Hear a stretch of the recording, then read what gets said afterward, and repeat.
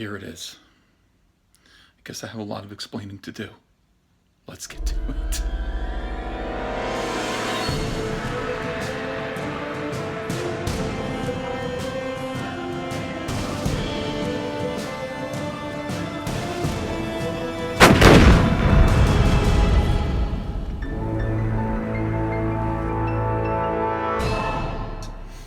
And I was lucky to find a copy of this. This is, I printed 1,000 copies of them. Sold out. You can't even find one on eBay right now, unfortunately. So I had to put a call out to my fans on Twitter and just offer to buy one from anyone who had one. Now, I charged $20 for this in 2007. I want you to know that I paid my fan $40 for it. I think I still got a good deal because, again, these are very, very scarce and very hard to find. So this is a sketchbook.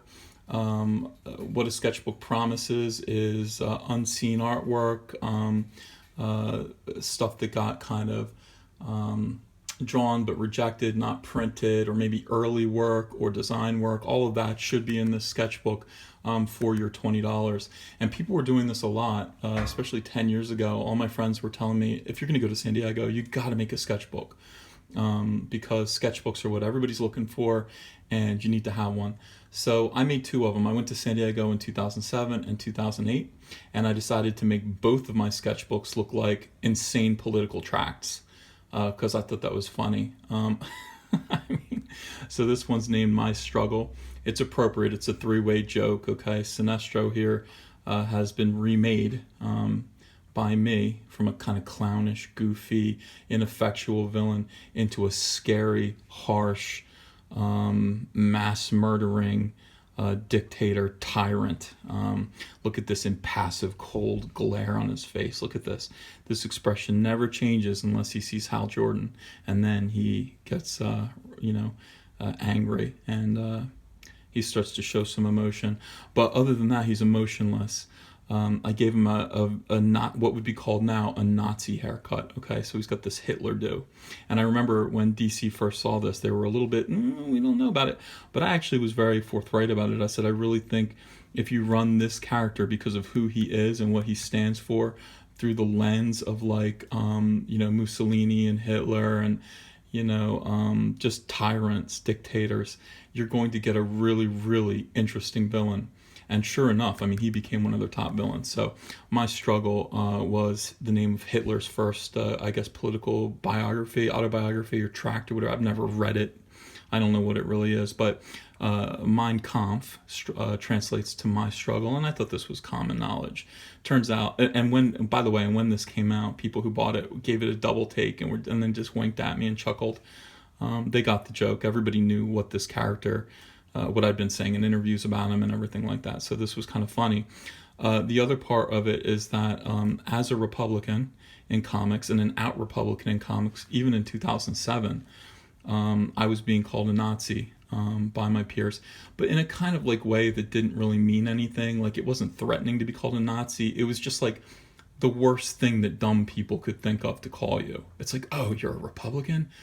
What's the worst thing I could possibly call you? I'm going to call you a Nazi. That should hurt your feelings.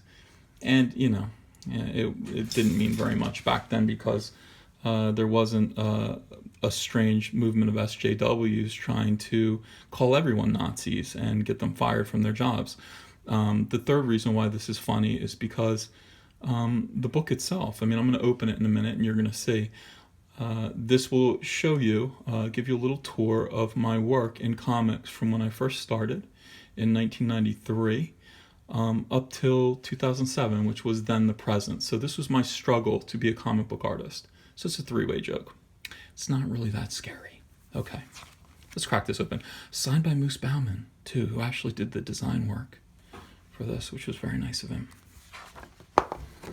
Inside, okay.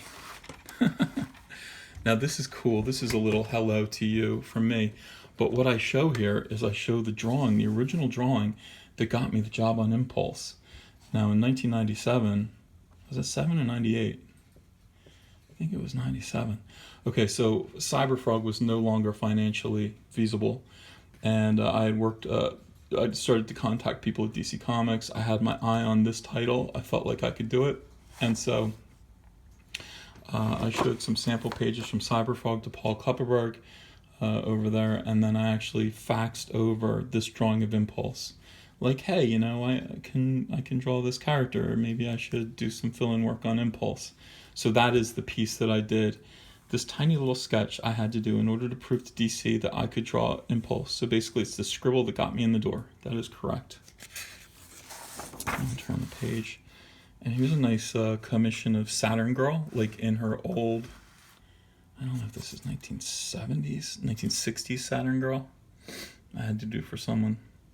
I mean, this is a commission from 2002. This is old school. And so is this. You know, here we have, who is this, Ultra Boy from the Legion, all grown up. Just in pencils. So it's interesting. And here we have 2 unseen pages from Cyberfrog. There was a lot of Cyberfrog work that didn't get published or seen. A lot of it. I was always drawing. I was doing a page or 2 per day because I wasn't very good, but I was prolific. And I wish I still had all of it.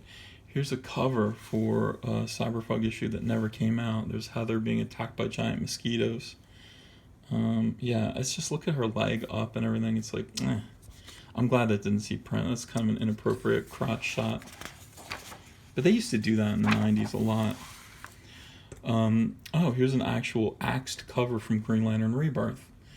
This was going to be the cover for issue number 3, but it just wasn't working out. I drew this Parallax head. They were fighting over his ring, kind of, but look, the drawing just kind of fell apart halfway through it. And I abandoned it and then started the cover that, you know, you all know today. But still, even though this is a total piece of crap drawing, it still has historical value, I guess, so I published it in the sketchbook. Here are the pencils to New X-Men number 128's cover. For some reason, I thought that would be interesting for people. You can see, I mean, it's very, very tight. I mean, the pencil work that I used to do, it almost didn't really need to be inked. But it was anyway. Okay, so here are thumbnail sketches for JSA. Oh, this is really cool actually, because I actually did a commentary for this. Yeah, they gave me this thumbnail assignment for, or they gave me this kind of pencil sketch, kind of stick figure kind of sketch for what they wanted this cover to be, kind of, but it was really loose. So I had to turn in 6 different angles, 6 different designs for what the cover could be. And here is a completed cover. I mean, this is really like a lot of work I did that got rejected. So this cover never saw print, and I had to redraw it and make it a little bit more design-oriented. But I'm happy to see it again. I haven't seen it since I drew it, and it is really good. I like it. I like all the... This is what I like. I like the blood here. I like the filth, like the debris on the ground. I like the cop in the background back here. This is all really good stuff. It looks real. Okay. Here's Jean Grey as Black Queen. This isn't very good. 2003. And here's an Emma Frost sketch. I always draw her picking roses. Here is Hal Jordan in Green Arrow. And here's Plastic Man and Woozy Winks. Let's see. Oh, here's a 2-page spread here. Fold out of Batman and Catwoman. Look at Selena there. Pumpkins on the ground. It's very Halloween. Black Canary. Here's kind of a famous commission that I did. A lot of people bring this to me and say, can you do this for me? I want something just like this. But yeah, and this was, okay, so 2006. I just remember sitting in my hotel room at a convention and somebody asked me for a Magneto headshot, and I just kind of sat down and drew this. And it kind of pointed the way towards how I was going to draw in the future. But I don't know, it looks dated to me now. It's pretty good. They were thrilled with it at the time. People still bring it to me like, draw me Magneto.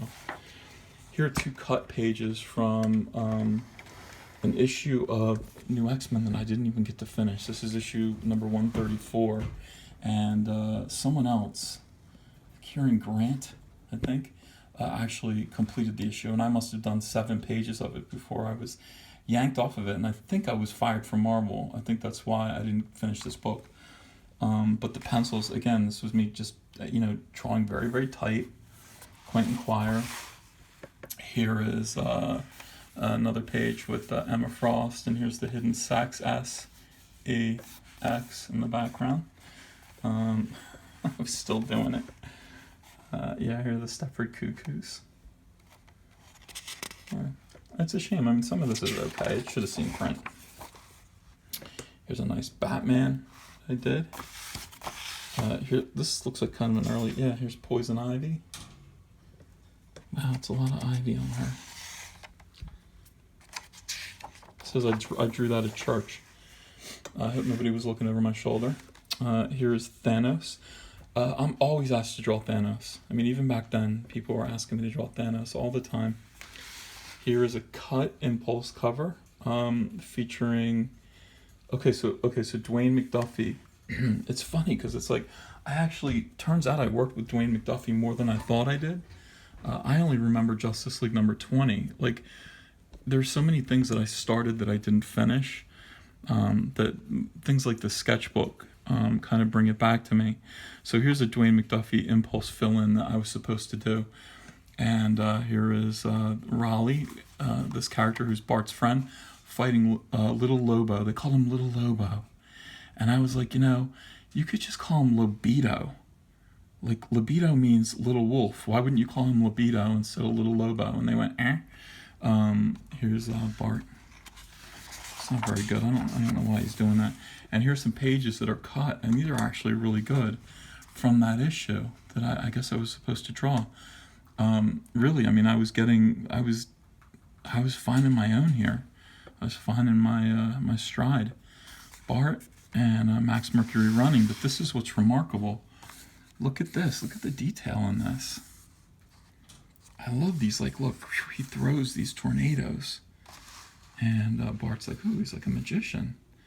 And Max explains to him, hey, this is a trick that you could do. I mean, I was about to start Flash Iron Heights. And you could see it here. I mean, you could just see, like, with backgrounds like this. With, like, instead of, making backgrounds either black or just white, in terms of amount of detail. I was doing gray for background, so I was doing intense details to push backgrounds into the back. So you would do, moderate details for the foreground figure, and then you would do light stuff here in the super foreground here, and then the figures would be in the midground, foreground, background, intense detail. And you'd have to do that to make it even darker than these characters to push it back. So I was finding a new style there for myself. And it looks like that's the last page. Here's a rejected Superman panel from Superman Batman number 29. And it looks like I was thanking people here whose commissions appeared in the book. Book design and execution by Moose Bauman. And on the back cover, he did this lovely thing where he just put slivered artwork of some of the heroes on covers that I'd drawn until then. I mean, these are all good. I mean, every one of these is like, my best work. This is great. Power Girl looks great here. This is Claw. I should do a commentary on this cover. There are more like hidden messages on this complete cover than I think on anything that I've ever done. And they're funny, so maybe I'll show that to you at one point. That's great. And then this is one of my favorite things right here, this Wonder Woman. It's Donna Troy adopting the Wonder Woman identity. I just really, really like that. So there it is. I mean, this is the book. So what was all the hubbub, bub? What was that all about? Well, I'll tell you. Bunch of SJWs in this business. Weird people. Saw Charlottesville as their chance to try to take me out of comics. And they did so by digging into 15 years worth of my social media to find 2 references I'd ever made, jokes about Nazis or Hitler, and then to just spread that must mean he's a Nazi. The other one was my signature. Okay, my signature shaped like a diamond. And there a couple people once, many years ago said that looks like a swastika. Again, it's part of the craziness of being right of Stalin in comics. And so my leftist friend Moose Bauman made up a nice mocked up version of my signature as a swastika.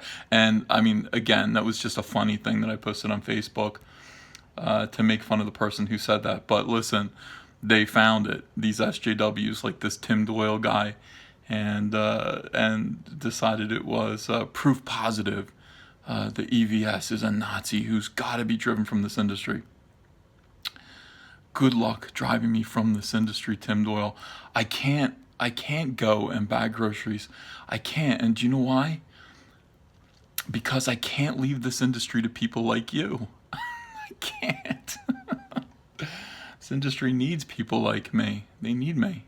They need people who can draw a 14-year-old girl sitting on an Amtrak train and not get the proportions so wrong that she looks like she's 15 feet tall. They need me. They don't need you. So, look, guys, I love you all.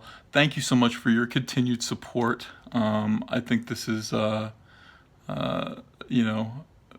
been so fun being on YouTube. I really appreciate all of my subscribers, all of the people who hit like on my videos, and all the people who leave me messages. I read them all.